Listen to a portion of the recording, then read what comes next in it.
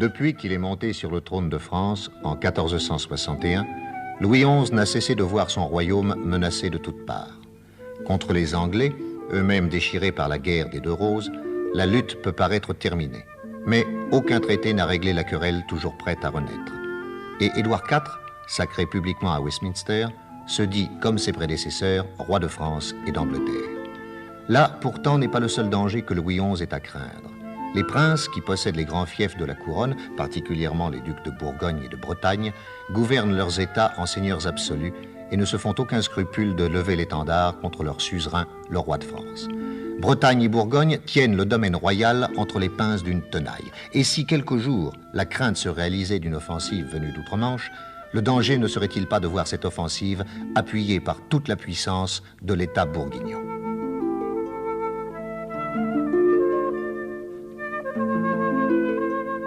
La Grande Bourgogne, telle qu'on la rêve à la cour ducale, ne peut se réaliser qu'aux dépens de l'unité française. Que Charles le Téméraire parvienne à réunir les multiples provinces dont il est déjà le maître, la France ne sera plus qu'une petite puissance et il touchera enfin à son but suprême, changer sa couronne ducale contre une couronne royale.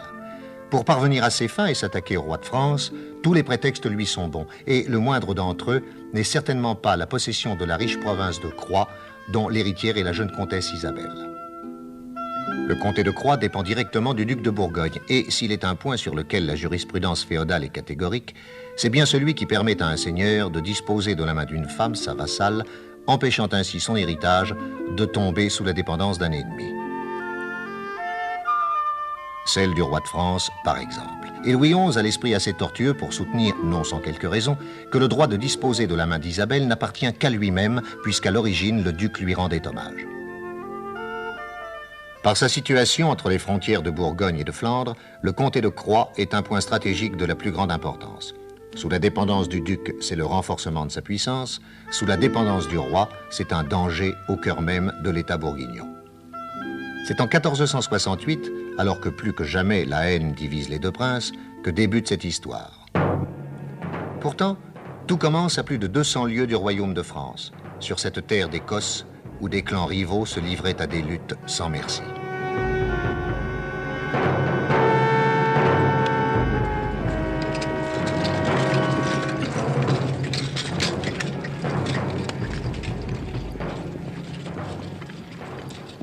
Un groupe de cavaliers s'approche du couvent, très révérend père. Ce sont les Ogilvy, n'est-ce pas? En effet, je reconnais leur tartan. Les Ogilvy n'ont jamais manqué de mémoire. Ils viennent chercher ce qu'il aurait dû. Que la très sainte et très sacrée volonté de Dieu soit faite. Amen.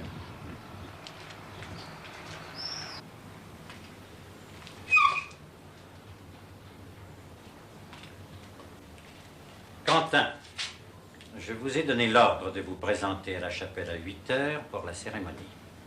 Je regrette, très révérend père. Mais je vous répète que je ne m'y rendrai pas.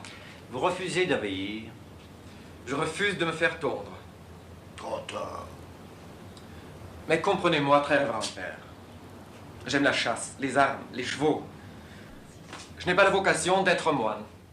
Elle viendra. J'en suis sûr. Seulement, très révérend père, il faut à cet enfant le temps de se faire à cette idée. Impossible. C'est maintenant qu'a lieu la cérémonie. Et pourquoi tant de hâte, s'il vous plaît? Parce qu'aujourd'hui même, Quentin du Roir, vous avez 20 ans. Et qu'à 20 ans, nous nous sommes engagés à ce que vous soyez fait moine. Mais qui vous a autorisé à disposer de moi? Les circonstances. Quentin du Roir, vous savez qu'il y a 16 ans, le clan des Ogilvy a massacré tous les membres de votre famille. J'ai pu sauver votre vie en raison de l'innocence de votre âge. Mais le sang des Duroirs doit se tarir avec vous, dans l'ombre et le secret de ce couvent. C'est un crime. Non. C'est un marché. Un marché que j'ai conclu dans votre intérêt. Mais je n'étais qu'un enfant, très révérend père. Et moi, je n'ai rien promis. Ma parole vous engage.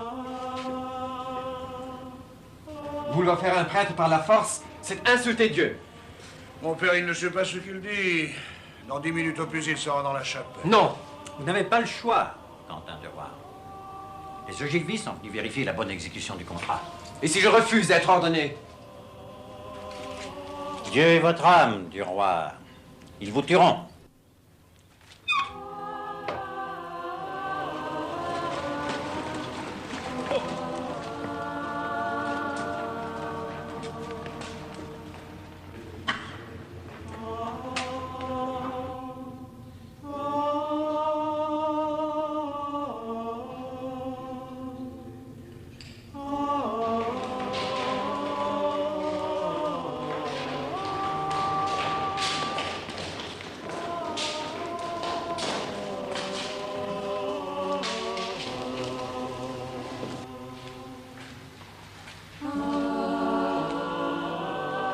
Qu'est-ce que cela signifie? Pourquoi Quentin Durward n'est-il pas ici? On ne peut prononcer ses vœux qu'en se sentant l'âme tout à fait pure, monseigneur. Au dernier moment, Quentin Durward a demandé à se confesser. J'exige, moi, de le voir tondu. Et tout de suite. Eh bien, Père MacLean, tu m'as élevé, nourri, éduqué. Tu m'as servi de père, de frère, d'ami. Et bien voilà que tu me trahis. Quentin, tu es un imbécile, ou un homme de peu de foi. Dans la grange, tu trouveras un cheval tout scellé. File au galop jusqu'à la mer. À la pointe de l'Ocornic, une barque de pêche t'attendra. Ne te retourne pas avant d'avoir mis la manche entre les Ogilvy et toi. Père MacLean, comment te remercier? En m'assommant, mon garçon. Vise le menton et frappe de toutes tes forces. Je ne pourrai jamais. Tu veux donc me faire écorcher vif par les Ogilvy? Personne ne doit savoir que je suis ton complice. Pas même le frère qui me confessera. Reviens. Dépêche-toi. Adieu, Quentin. Adieu, Père MacLean.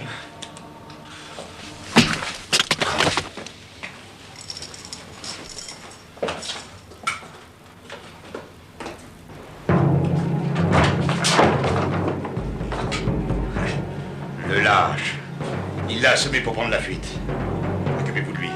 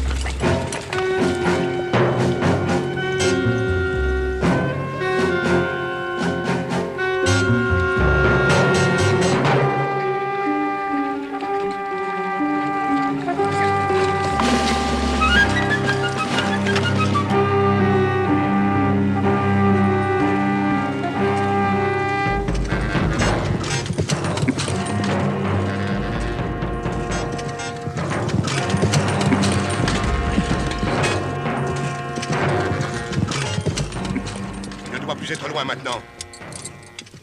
Séparons-nous et fouillons le secteur. J'offre 100 écus à celui d'entre vous qui me rapporte à sa tête. Regardez là-bas, Milord, un cavalier. En avant!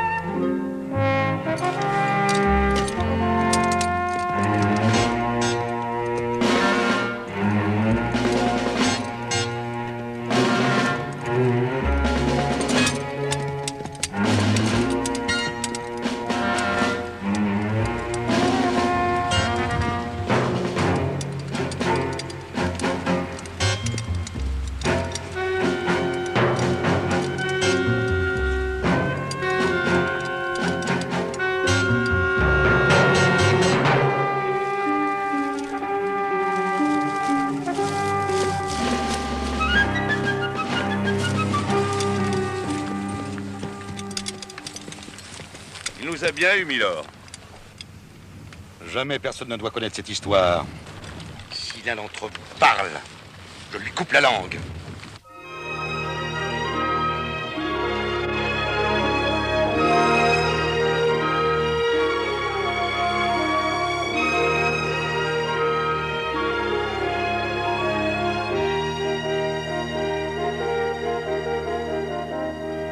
Au moment où Quentin touchait la terre de France, un groupe de cavaliers arrivait à Péronne, devant le château de Charles le Téméraire.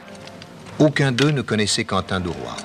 Pourtant, sans le savoir, ils allaient décider de son destin. Et voilà, Excellence, le Campo Basso, ambassadeur extraordinaire de Monseigneur le Duc Charles. Laissez passer.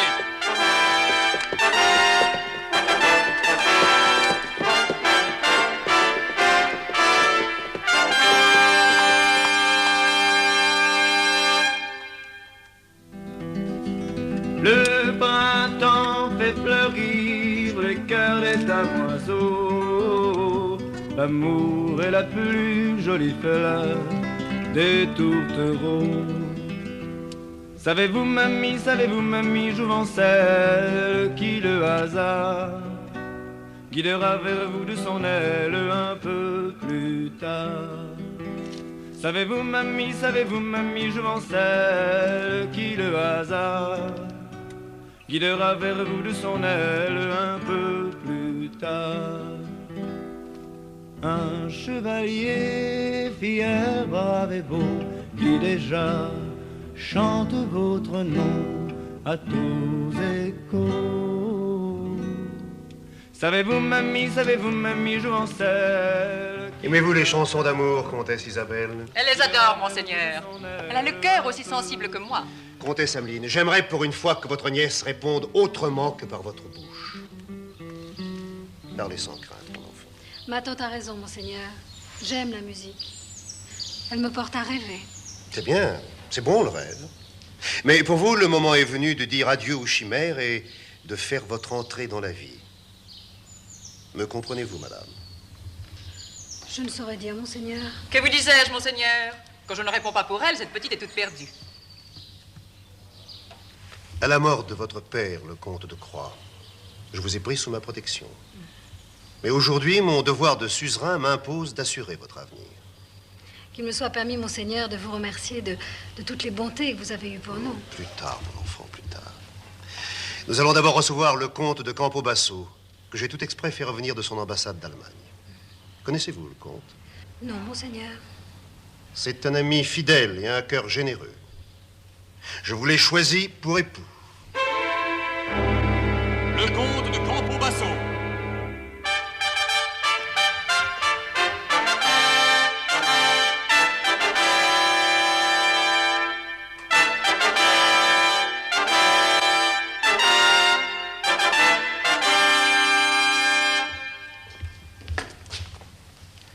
J'ai crevé 5 chevaux pour répondre plus vite à votre appel, monseigneur.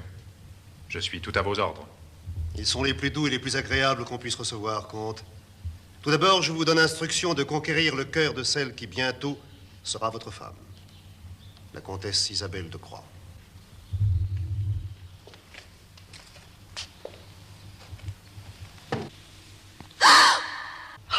Mais qu'est-ce à dire, madame? Je vous prie de saluer votre fiancé. Quoi? Me fiancer avec cet homme? Jamais! Jamais! Comtesse Ameline, je vous ordonne de faire entendre raison à votre nièce et de la ramener ici. Il faut l'excuser, monseigneur, c'est l'émotion. La surprise. Eh bien, quoi? La blessure de Campo Basso est la plus belle parure que puisse souhaiter un soldat. C'est à mon service qu'il a reçu ce méchant coup de masse d'armes. Ne l'oubliez pas. Ma nièce, monseigneur, se croit plus attirée par le couvent que par le mariage. Aussi doit-elle réfléchir avant de donner sa réponse. Depuis quand les filles se posent-elles des questions? J'ai décidé pour elle.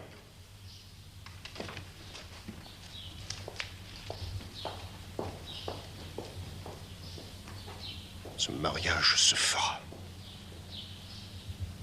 Ma petite fille, calme-toi, je t'en supplie. Ma tante, ce visage.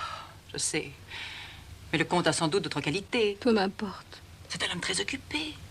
Tu le verrais sans doute fort peu. Mais là n'est pas la question. Jamais je ne pourrais aimer cet homme-là. Mais qui parle d'amour. Le duc te demande seulement de l'épouser. Je ne veux pas me marier, ma tante. Il faut fuir cette cour. Fuir, Isabelle? Mais où cela? Et comment? Ne criez pas, madame. Soyez sans frayeur. Je viens à vous en ami. Mais monsieur, qui êtes-vous? Comment osez-vous? Ne vous laissez pas abuser par les apparences, madame. Je suis gentilhomme. Je suis ici pour vous aider, vous transmettre un message d'amitié. Un message? De qui donc? D'un homme qui connaît vos malheurs, d'un noble cœur, qui est prêt à organiser votre fuite et vous donner l'hospitalité. Mais qui est cet ami, monsieur? Parlez, je vous en conjure. Louis, madame. 11e du nom. Le roi? Oui, madame. Le roi de France.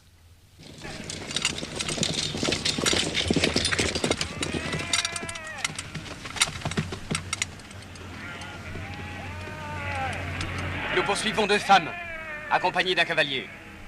Les as-tu croisées en chemin? Non, messieurs. Fais bien attention avant de répondre. Oui?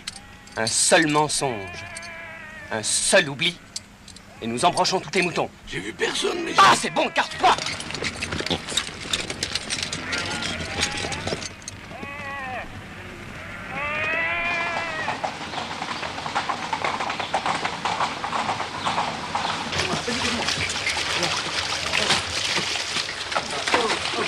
On offre 100 écus, à qui nous permettra d'arrêter 2 fugitives, accompagnées d'un cavalier.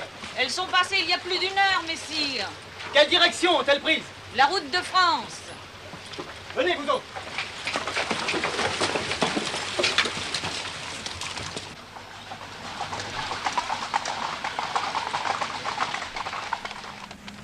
Au terme de leur voyage, les comtesses, accueillies par Olivier le Daim au nom du roi, pouvaient se croire en sûreté au royaume de France.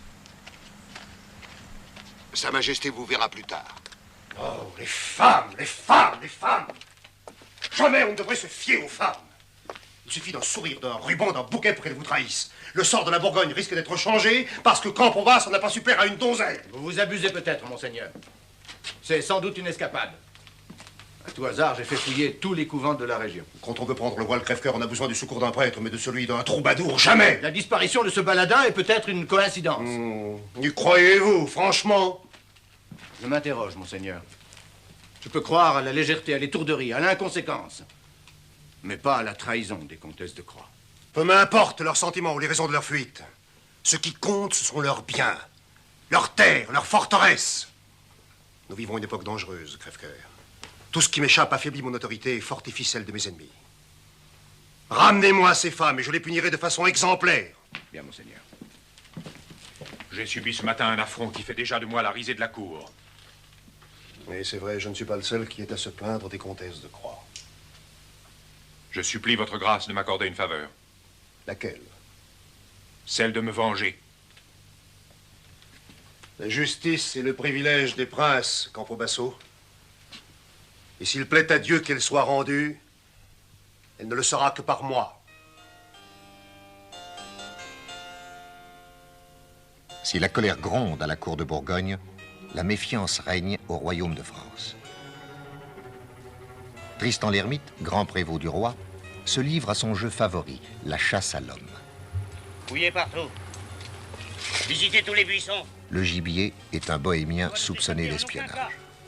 Regardez, monsieur le grand prévôt, les chiens nous entraînent vers cette clairière. Allons voir, vite.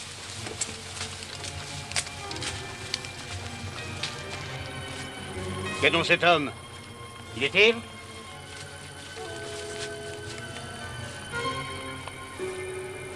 Non, monsieur le grand prévôt. Il a été assommé, bel et bien. Sergent, continuez dans cette direction. Vous autres, suivez-moi. Nous allons le prendre à revers. Un proscrit se croit toujours traqué. Aussi, quand Quentin de Rouarde, approchant de Plessis-les-Tours, résidence royale, croise la chasse aux bohémiens, s'imagine-t-il poursuivi par il ne sait quel ennemi.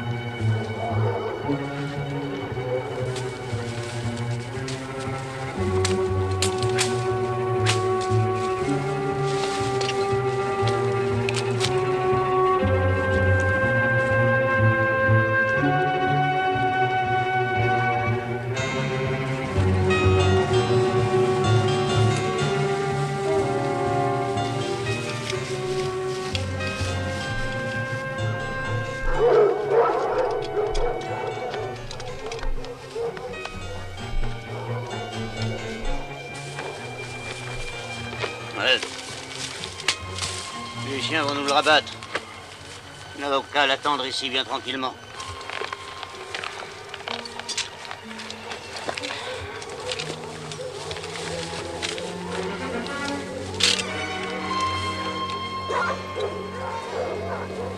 Ça va, tu manques pas d'idées, camarade. Passe-moi un bout.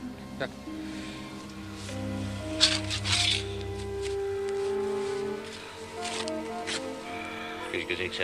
Une vieille loque qui traînait dans les fourrés. Une vieille loque, avec des taches de sang frais. Debout, imbécile! Il ne doit pas être loin! Fouillez les taillis!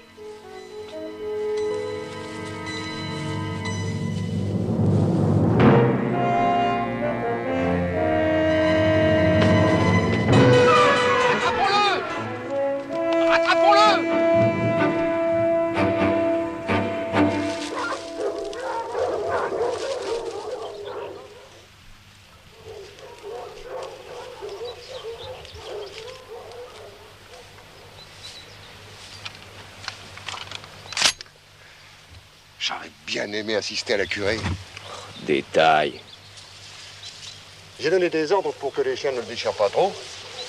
Vous pourrez reconnaître son corps. Ah, ça c'est important. Lorsqu'on prend le parti de se débarrasser d'un homme, faut pas faire les choses à moitié. Surtout que celui-ci est malin.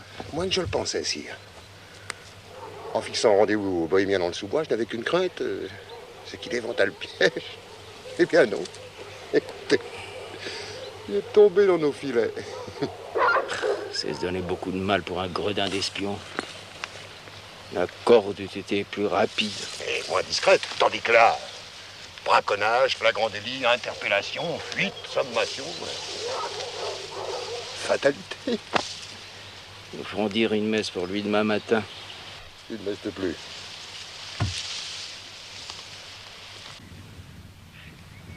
Pas de Dieu! Regardez, sire, c'est lui! Ces maladroits l'ont laissé s'échapper. Tu m'as promis sa tête, Olivier. Nous l'aurons, sire. Nous l'aurons. Ce maudit bohémien n'aura pas toujours le diable dans sa manche. La rivière est-elle guéable? Un peu plus haut, en amont. On a tendu une corde entre les deux rives. En s'y accrochant bien, un homme vigoureux peut résister au courant et passer. C'est ce qu'il va essayer de faire. Et si par malheur la corde casse? Alors là, Dieu et son âme. Amen.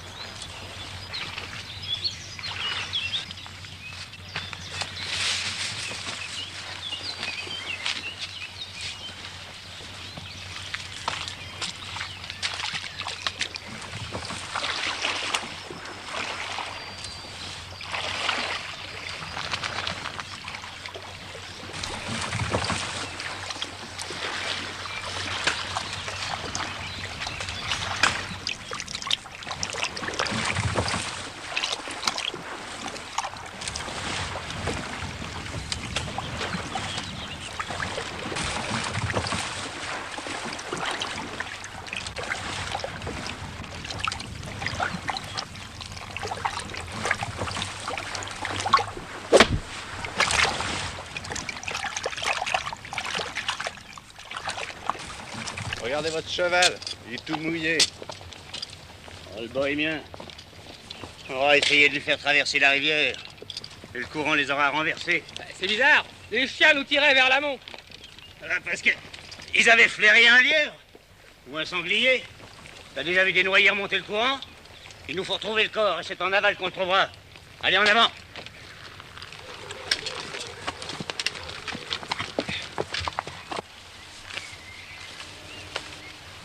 Tu as commis une nouvelle erreur, Olivier. Moi, si. Ce jeune homme n'est pas le bohémien. C'est vrai. Mais honnêtement, je l'ai cru.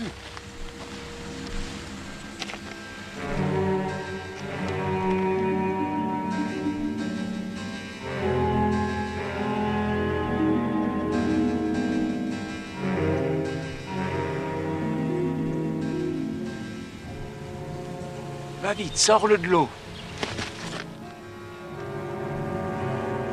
Sortir? Pourquoi faire? Va te dire, j'ai mes raisons.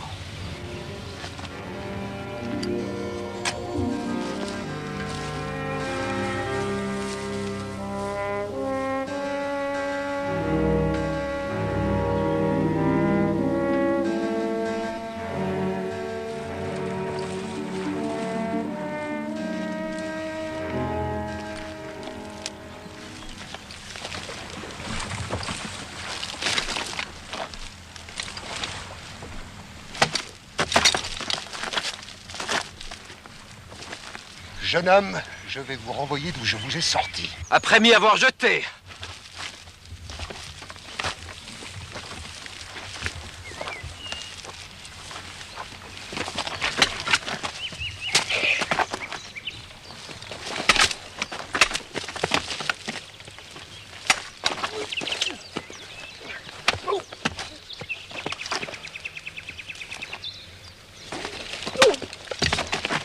Arrêtez! Je suis témoin, j'ai tout vu. Vous n'allez pas tuer un homme pour la seule bonne action qu'il ait jamais commise de sa vie. Quelle bonne action! Il a tranché la corde qui me soutenait. Précisément, il vous a sauvé. Un énorme tronc d'arbre emporté par le courant arrivait juste derrière vous sans la présence d'esprit de mon compère. Il vous frappait de plein fouet. C'était votre fin. J'ai rien vu de tout cela. Ah oui, oui. Les choses vont vite et vous n'avez pas d'œil dans le dos. Mais moi, j'étais derrière. Je le répète, j'ai tout vu. Je m'excuse. Je le sens vif. Du sang écossais, je suppose. En effet, je viens d'Écosse. Je m'appelle Quentin Duroir. J'appartiens au clan des Glenulaken. Gentilhomme, je pense. Depuis 15 générations. Et vous-même, messire? On m'appelle Maître Pierre. Je suis marchand. Voici mon commis. Les commis portent donc l'épée par ici? C'est vrai, par ces temps, les routes ne sont pas sûres. Elles sont remplies de voyageurs qui ont plus souvent l'envie de voler que la crainte de Dieu. Ma foi, je le crois. Le royaume de France me semble être un vrai coupe-gorge. Auriez-vous fait de fâcheuses rencontres? Tout au long de ma route. Du moins depuis que j'ai quitté les limites du duché de Bourgogne. Vraiment? Le duc s'est fait respecter son autorité. On dit que c'est un homme de grand caractère. Alors, que venez-vous faire en France? Je voyage pour voir mon oncle maternel, archer du roi, dans la garde écossaise. Comme je n'ai pas beaucoup d'argent, je me nourris de ma chasse. Mais tout à l'heure, au moment du déjeuner, un panda de forestier a percé mon faucon d'une flèche. Au nom du roi, disait-il. Alors, qu'avez-vous fait? Ah, je l'ai battu, ce coquin. Ah, fort. Ma foi, autant qu'un chrétien peut en battre un autre sans le tuer. Attention, attention, un forestier du roi, ça vaut la corde. Mais mon faucon était mort, monsieur. Oui, bon, soit. Alors, qu'est devenu le forestier? Oh, ce coquin, il criait si fort qu'il a alerté la garde. Les soldats m'ont poursuivi et forcé comme un cerf. Vous connaissez la suite? Il faut avouer que c'est beaucoup d'histoire pour un déjeuner. Que vous n'avez pas fait. Hélas, dans un pays où l'on mange si bien, paraît-il. Vous vous en doutez? Ma bourse est si plate que je n'ai pas encore pu me faire une opinion. Pas que Dieu, vous allez voir si c'est une légende. Olivier, nous dînons au village.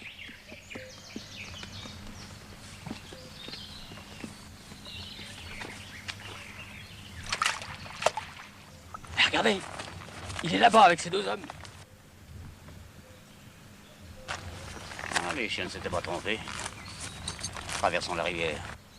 Impossible, monsieur le grand prévôt. La corde a été coupée.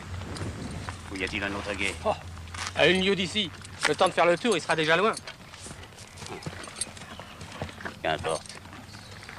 Tôt ou tard, on le retrouvera. Je suis sûr que l'endroit est bon. Ce soir, je vais revenir pour relever les collets. Quoi, pour un simple lapin? Venez, venez, nous trouverons beaucoup mieux à l'auberge. Je n'aurai pas tous les jours la chance d'être l'hôte d'un voyageur aussi généreux que vous.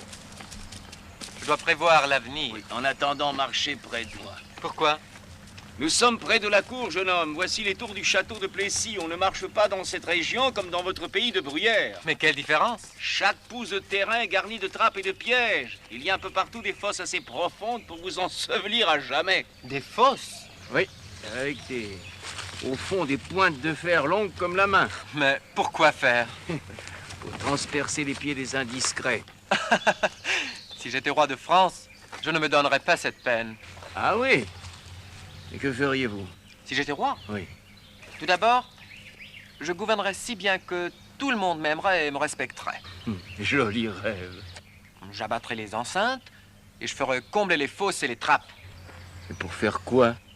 Oh, des jardins. Des jardins. Et ensuite? Le jour, je donnerai des festins. Et la nuit, je danserai avec les dames. Eh bien, vous ne danseriez pas longtemps. Vos ennemis auraient trop beau jeu. Mes ennemis?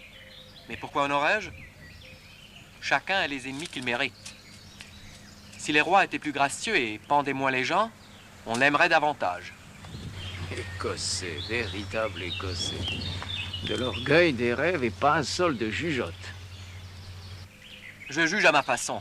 Et à haute voix encore. Savez-vous, jeune homme, que les feuilles de ces arbres ont des oreilles et qu'elles rapportent au roi tout ce qu'elles entendent? Qu'importe. J'ai dans la bouche une langue écossaise. Elle est assez hardie pour dire ce que je pense, même au roi de France. Que Dieu le protège. Buvez, jeune homme, c'est du vin de Beaune. Le pape lui-même ne boit rien de meilleur lorsqu'il dit la messe. Mais je suis seul à boire, et vous ne mangez rien. Ah, il faut m'excuser, mais je fais pénitence. Le repas vous plaît-il? À merveille. Les archers de la garde écossaise en font 3 semblables tous les jours. Vraiment? Ah, oui. Ils font ripaille comme des abbés et sont vêtus comme des princes. Oh, le roi les gâte. J'en suis bien aise pour mon oncle. Ah, c'est vrai, votre oncle est dans la garde. Comment se nomme-t-il? Ludovic Leslie. Leslie? Le balafré? En effet, il porte une cicatrice. Oh, mais je le connais, je le connais. C'est un brave soldat. Buvez donc à sa santé. Voilà, qu'on apporte du vin. Tout doux, madame, quelle est donc cette mascarade? De grâce, lâchez-moi. Pas question, je vous ramène dans votre chambre. Sire, je vous supplie de pardonner mon audace. Mais pour l'amour de Dieu, il faut que vous m'écoutiez. Vous allez gâter votre cause au lieu de la servir.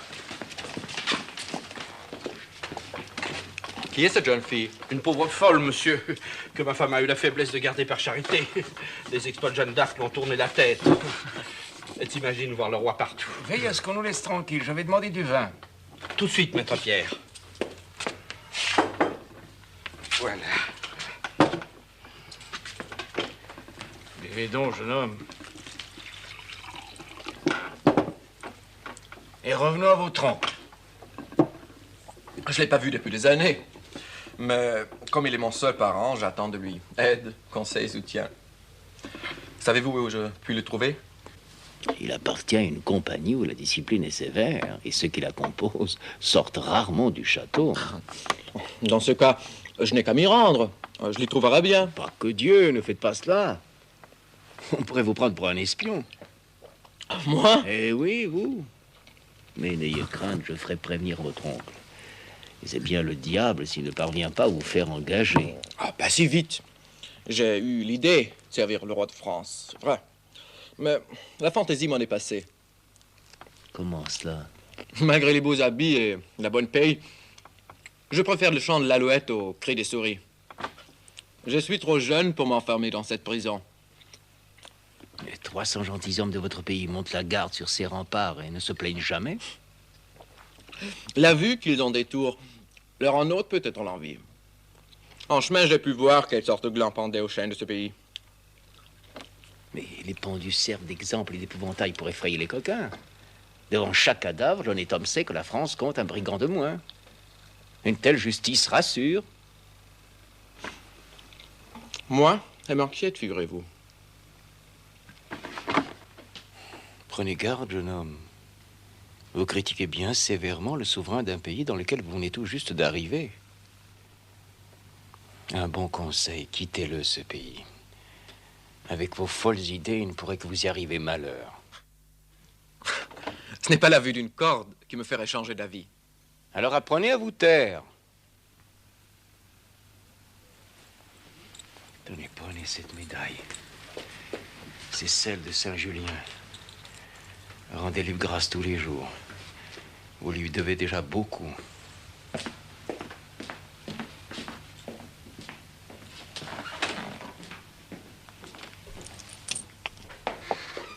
poularde, milord. En attendant le cuisson de Marcassin. Un instant. Ce maître Pierre, le connais-tu? Ma foi, oui et non. Mais qui est-il? Un marchand? Ouais, on le dit. Riche? Sans doute. Mais que sais-tu d'autre? Ah, rien du tout. Sinon qu'il a laissé pour vous un cheval à l'écurie. Un cheval? Oui, un cheval. Et ceci en souvenir. Ben, bon appétit.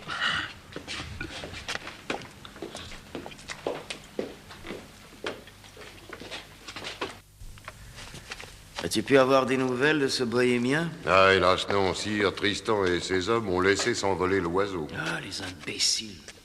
Hâtons-nous, sire. Votre absence risque d'être découverte au château. La présence de cet espion m'inquiète davantage que les bavardages de la cour. Si ce bohémien apprend la retraite des dames de Croix, mon plan échouera, Olivier. Mais pourquoi celui-ci vous inquiète-t-il plus qu'un autre? Et Radin n'est ni le premier, ni le dernier espion que nous envoie le duc de Bourgogne.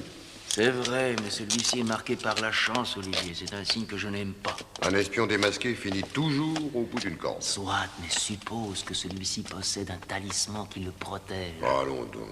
N'avez-vous pas vos saintes médailles? Si fait. Que peut faire le diable contre vos médailles bénites? Ah, tout de même, Olivier, j'aimerais mieux qu'il soit pris avant de repasser sur les terres de mon cousin de Bourgogne. N'ayez crainte, sire. Il n'échappera pas à Tristan. Voir. Il y a 1 heure, il a fait pendre le frère du bohémien. Il l'a accroché au plus haut chêne du pays. Pourquoi, le frère des Radins était donc lui aussi un espion? Non. Non, c'était un vannier tout à fait inoffensif. Alors, pourquoi l'avoir pendu? Pour servir d'appât. Ah. Les bohémiens ont le culte des morts. Et Radine prendra tous les risques pour ensevelir son frère. Et quand il arrivera au pied de la potence... Très bien, Olivier, voilà qui me rassure. Un instant, sire. Votre médaille? La médaille de Saint-Julien, je ne la vois plus à votre cou? Bien sûr, je l'ai donnée. Mais à la cour, tout le monde connaît l'existence de cette médaille. À qui l'avez-vous donc offerte? À ce jeune fou d'Écossais. Quentin Durward? Oui. Oh, mais pourquoi? Le jeune homme me plaît. La générosité est toujours une imprudence, sire. Il n'est pas souhaitable que trop de gens établissent un lien entre un marchand nommé Maître Pierre et le roi de France. Laissez-moi reprendre cette médaille, c'est une question de sécurité. Écoute-moi, Olivier, j'ai fait un songe cette nuit. Saint-Julien m'est apparu une fois encore. Tu sais qu'il m'est fidèle, qu'il ne me trompe jamais. Il m'a annoncé la venue de ce jeune homme. Il bravait tout. L'eau, le fer, le feu et même le roi. Eh bien? Tant que Quentin Durward sera sur mes terres, son étoile sera la mienne. S'il lui arrivait malheur, le même malheur me frapperait. Mais la médaille? Elle me protège, comprends-tu? Elle me protège en le protégeant.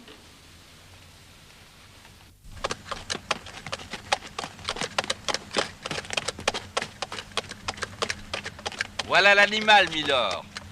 Fichtre. Pour un marchand, ce maître Pierre fait des cadeaux de seigneur. Il est tout bridé, tout scellé, la panse pleine d'avoine. Fort bien. Voilà. Et il est prêt à partir sur l'heure. Vous n'avez qu'à vous mettre en selle. Voilà, drôle. Aurais-tu l'intention de me chasser? Mais non, milord, mais non. Ta cuisine me plaît, figure-toi. Et j'ai l'intention d'en régaler mon oncle. Fort bien. Cependant, les instructions de maître Pierre. Quelles instructions? Ai-je l'air d'un homme qui reçoit des instructions d'un marchand? Non, assurément non, milord. Non. Voudrais-tu me voir coucher dans les bois quand je peux avoir un bon lit? Mais non, mais non. Je partirai quand bon me semblera. Ah bon? Pour l'instant, prépare-moi la meilleure chambre. Avec 3 matelas et 2 courtes pointes. Milord, autant vous le dire tout net, c'est impossible. Impossible? Oui. Tu as bien dit impossible? Eh ben, Apprends, coquin, que pour un Écossais, rien n'est impossible. Oh, c'est bon, milord, c'est bon. Alors, j'aurai ma chambre? Vous l'aurez, je vais vous donner les ordres tout de suite. Un instant. Quelle est cette voix? C'est une voix de femme. Quelle femme? Milord, tuez-moi tout de suite si vous voulez, mais cette fois-ci, je ne peux rien vous dire. Tant mieux. J'adore le mystère de cette voix. Ah, vous voilà enfin raisonnable. Tiens, attrape.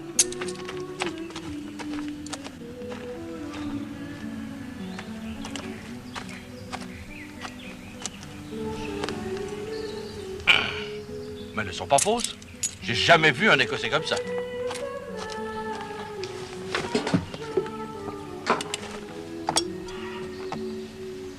Ne me fais pas de peine.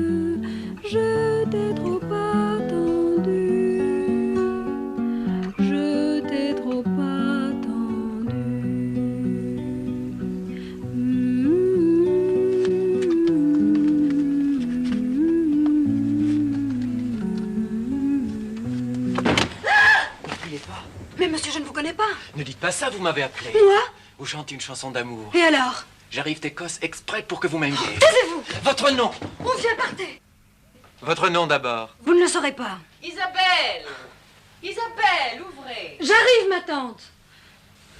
Partez, je vous en supplie, il ne faut pas que l'on vous trouve ici. Il y va de votre vie. Si ce n'est que cela, je reste. Mais il y va peut-être aussi de la mienne. Partez, monsieur, je vous en prie. À bientôt, Isabelle.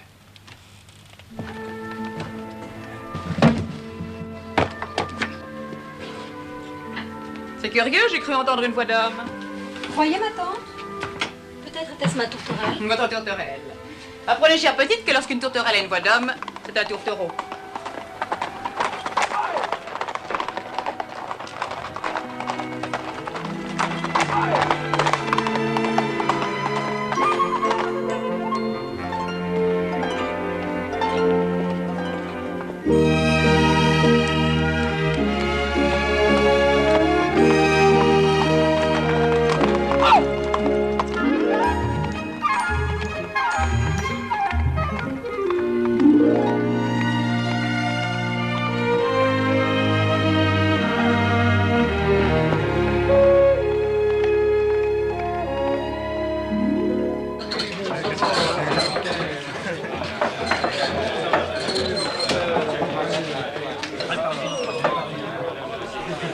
Voilà, bonnes gens! Lequel de vous est-il mon neveu? T'as un neveu, Leslie? Arrivé tout droit d'Écosse depuis ce matin, enfin, je prétends. Mais s'il n'est pas ici, il ne peut être nulle part. Ce serait une plaisanterie. Pourquoi ça? J'ai une réputation bien établie dans la famille. Où diable mon neveu aurait-il été chercher son oncle ailleurs qu'au cabaret? Et votre neveu, comment il est? Ben, attends un peu que je me souvienne. La dernière fois que je l'ai vu, ben, il n'avait pas encore toutes ses dents de lait. Ah, il est bien venu en Écossais ce matin, mais le poil lui poussait déjà au menton. Oh, mais le temps passe vite, l'ami. Et comment était-il, ce jeune homme? Beau, l'air fou, la taille bien prise, l'œil pétillant? Ben, ma foi, disons. Eh ben, exactement, moi quand j'avais 20 ans. Et où est-il, ce garnement? Il est sorti faire galoper son cheval, mais je crois bien qu'il a pris la direction qu'il vaut mieux éviter. Tu veux dire l'arbre? Hélas. À moi, les Écossais! J'offre 3 jours de solde à qui retrouvera mon neveu. Allez, allez, en avant!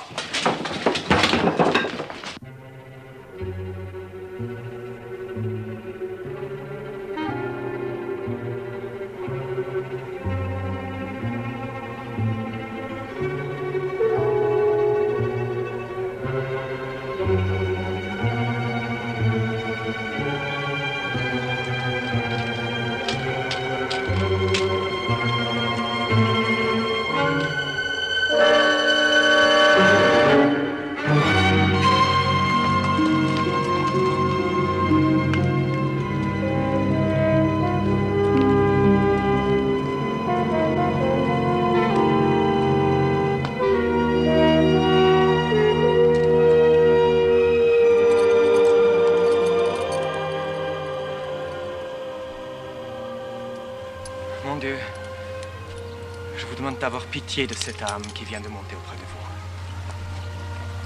Quel que soit le crime qu'a commis cet homme, je témoigne qu'il n'a pas pu trouver justice en ce pays et qu'il ne peut espérer qu'en votre miséricorde, qui, elle, est infinie. Amen. Voilà des paroles fort chrétiennes et qu'on n'entend guère par ici. Je vous en félicite, l'ami. Mais, que faites-vous ici? Quelque chose d'extraordinaire, messire. Je mange à ma faim. C'est un miracle? Non, un accident. La pauvre bête, une poule pas très jeune, s'est cognée par hasard contre une pierre que je lance dessus. Vous lancez souvent des pierres? Chaque fois que j'ai faim. Il prouvait que cet exercice calme les crampes d'estomac. Et là-bas, quelle sorte d'accident s'est-il produit? Un accident fort banal, messire. Cet homme s'est heurté à la justice du roi. Qu'avait-il fait? Le prévôt cherchait pour le pendre un certain bohémien. Ne l'ayant pas trouvé, il en a fait pendre un autre, homme pour homme. Il avait son compte? Et ces femmes, ces vieillards, ces enfants. La famille du supplicié, à ce qu'il paraît. Mais qu'attendent-ils? Que le bourreau leur rende le corps du pendu. Certaines familles attendent parfois pendant des semaines le bon vouloir du grand prévôt. Quelle cruauté! Quelle barbarie! Un peu moins fort, monsieur.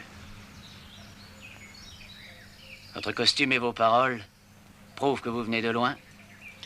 En effet, j'arrive d'Écosse. Je ne me fais guère aux façons du continent. Et c'est ailleurs comme j'ai le roi de France? Hélas, je le crains. J'ai été soldat, monsieur. Ce que j'ai appris dans mes campagnes me permettait d'espérer une place de valet d'armes.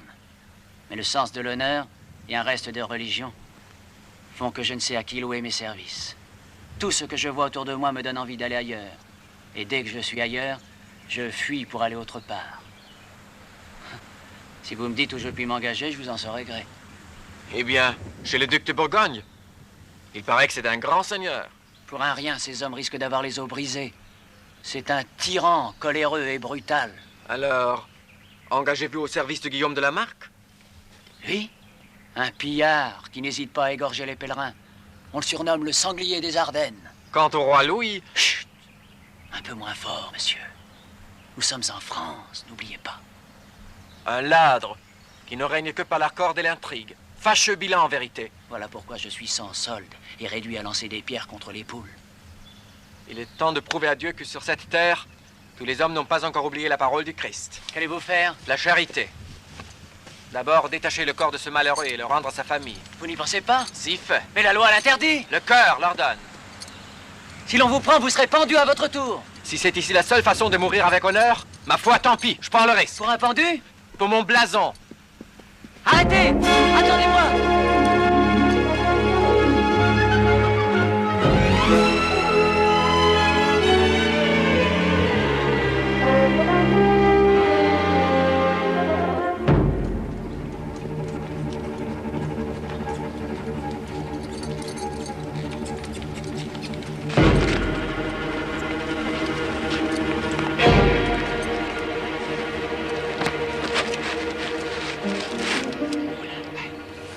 Pas été bon, le bohémien est tombé dans le piège. En route.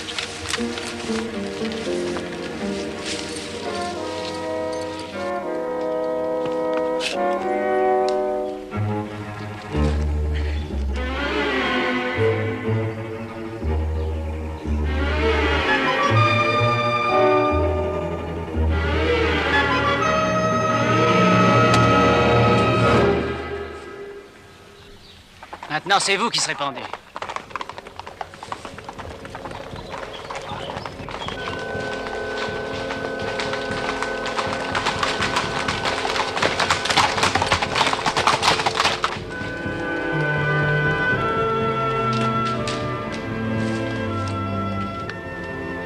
Qui d'entre vous a osé braver la justice du roi? Il me faut le coupable sur le champ. Sinon je vous fais pendre tous, l'un après l'autre. Alors? Qui? Moi! Descends de la canaille! Je m'appelle Quentin du Roard et je suis gentilhomme. Aucun doute, monseigneur. Cet homme n'est pas le bohémien que nous cherchons. Nous avons raté notre affaire. Tu peux me pardonner ça? Au nom du roi, nous sommes de descendre. Et pour quelle raison, s'il vous plaît? Pour que justice soit faite. Où sont les juges? Je ne vois ici que des bourreaux. Le délit est flagrant. La sentence doit être exécutée sur le champ. C'est votre affaire, messire, pas la mienne. Si vous me voulez, venez me chercher. Allez, délogez-moi ce gentilhomme.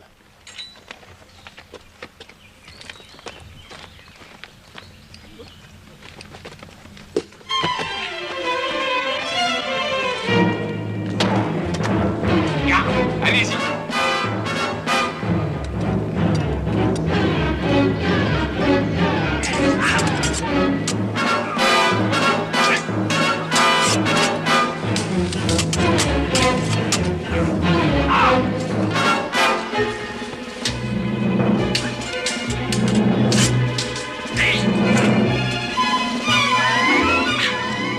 Mais qu'est-ce que tu viens faire ici? Il n'y a que des coups à gagner. Hélas, je le sais, monseigneur, mais vous m'avez parlé d'honneur, et c'est un mot auquel je ne résiste pas.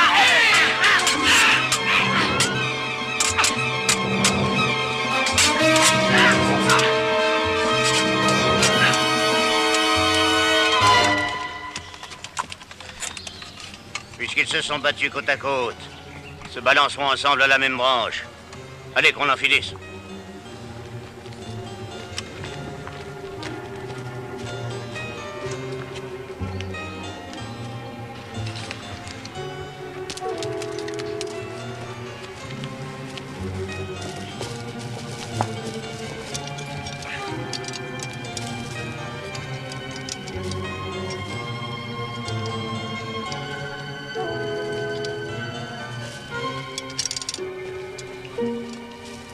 Je crois que les choses se présentent mal, monsieur.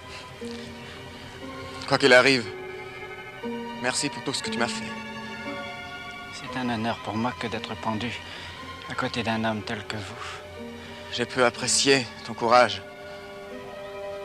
Comment te nommes-tu? Bertrand, monsieur. Notre amitié aura été courte, Bertrand. C'est la seule chose que j'aurais à regretter dans ce monde. Wow, tenez-vous prêts. Adieu, Bertrand. Adieu, monsieur. Bourreau, faites votre devoir. C'est le balafré, monsieur le grand prévôt. Arrêtez! Arrêtez! C'est mon oncle, le balafré.